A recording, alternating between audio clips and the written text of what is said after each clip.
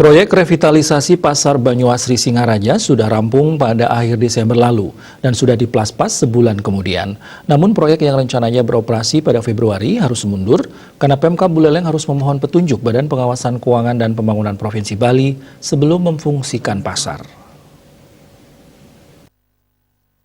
Pasar Banyuasri hingga saat ini masih berjalan. Pemkab Buleleng mengklaim masih terdapat hal yang sangat teknis yang harus diselesaikan menyangkut harga sewa.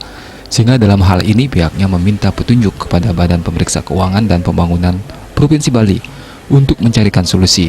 Bupati Buleleng Putu Agus Suradnyana menjelaskan pihaknya tetap berpedoman sewa pasar ini harus murah agar bisa menjadi tempat memutar kegiatan perekonomian. Sebab pemasukan kesejahteraan masyarakat tidak diukur dari besarnya distribusi, tapi seberapa jauh pasar ini bisa menggerakkan sektor ekonomi, utamanya menghidupkan sektor perdagangan, apalagi di masa pandemi saat ini. Saya juga bisa mengambil jalan tengah, ya.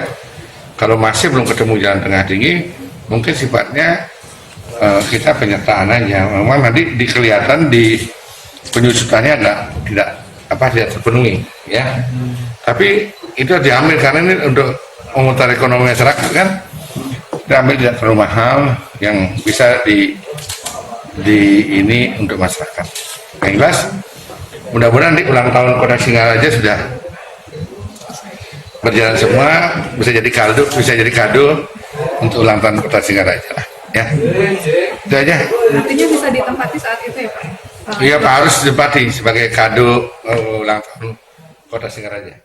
Terkait pengelolaannya, jika diserahkan kepada perusahaan daerah, pasar Kabupaten Buleleng berarti harus menanggung nilai eskalasi dari bangunan itu.